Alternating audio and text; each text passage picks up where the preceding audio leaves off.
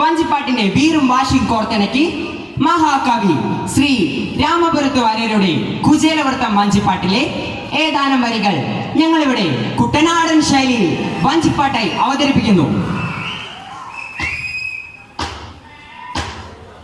ആർപ്പോ